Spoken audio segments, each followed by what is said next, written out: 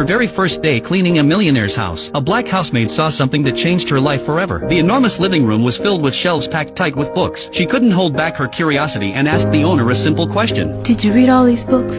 Most of them.